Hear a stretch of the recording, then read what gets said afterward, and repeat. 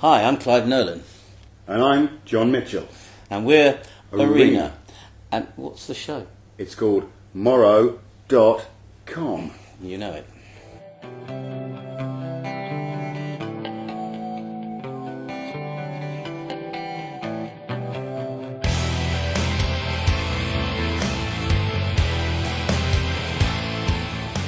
Well, eventually, yes. I mean, we've all been busy doing other things for a while, but this tour is the last one we'll do, I think, without promoting a new album. So next thing to do is pop a new album together, and then we can go out on tour again.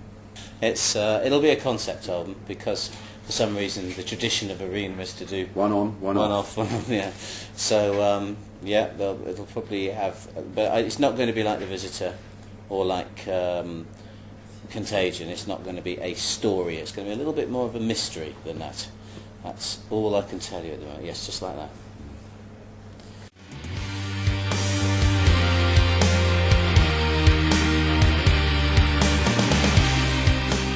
So yes, the Caamora thing is all done, and it took 3 years from the moment of decision to write it all the way through to when it was released, almost exactly 3 years, and it was good. You know, we sort of completed the project. A lot of people involved.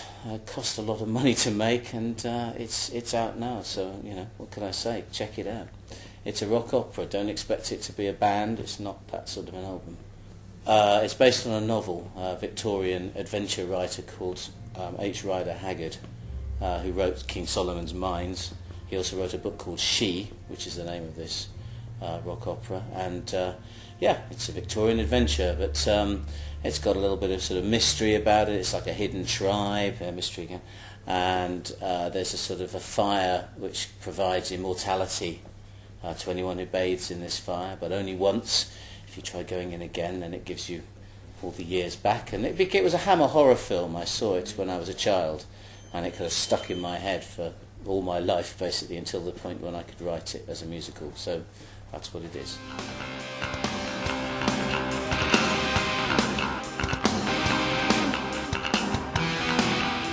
Completely.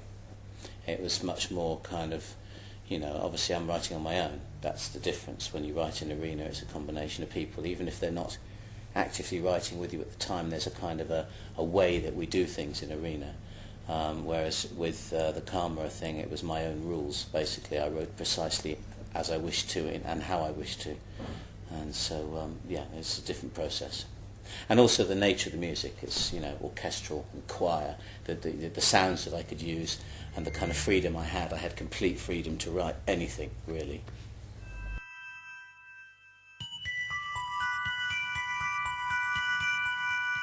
No, I don't really think so. Oh, I mean, you might find some bits. I mean, I'm the same writer. You know, there's always going to be the same. When, you know, John might have written Bites or Urbane. There's going to be little bits you could steal and put into an Arena album because of the composers.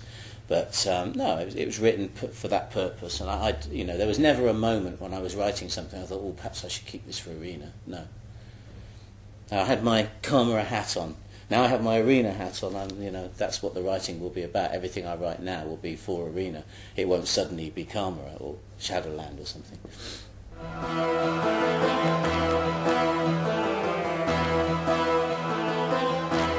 I suppose so, in a way, yes. There's definitely an element of that. You know, film music was certainly an influence in terms of the way that I constructed some of the pieces of music in the show. So yeah, it's as close as I'm going to get to film music. Yes, you're absolutely right. The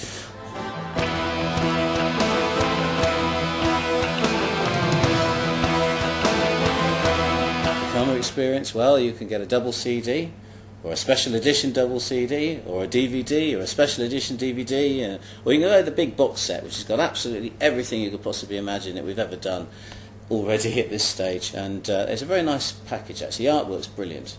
What I like about it, I mean, I imagined a certain kind of artwork, and the guy who did it has done better than I imagined. Who did the artwork?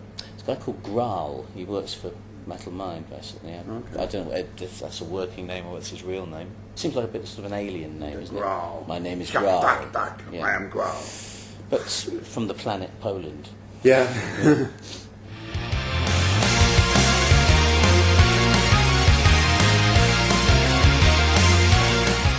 just done the guitars on the second Frost album.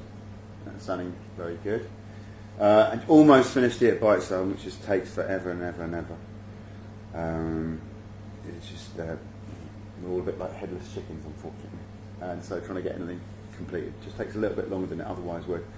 And I'm very pleased with it, considering it's quite difficult trying to write an album in the style of a band, if you like, because It Bites had an established sound, and you don't want to stray too far from the beaten track. And obviously, the guy that used to write music was Francis Dunnery, so it's been quite a challenge trying to, replicate the sound. Trying to write an album in a style or within a set of parameters, so it doesn't sound too different to what's gone before is a challenge. But luckily, I was very influenced by them when I was growing up, so it wasn't that difficult to do. And that's that. And so we've almost finished that, and that's about it, really. Are you doing some shows with It Bites? Yeah, we are. We're doing Lorelei Festival, and we're doing a couple of warm-ups before that. We're doing with Circa, the guys from Yes. And then we're just doing a full-on tour at the end of September, tour of the UK, and I think we might be doing some Japanese shows as well. So that's pretty much what's happening.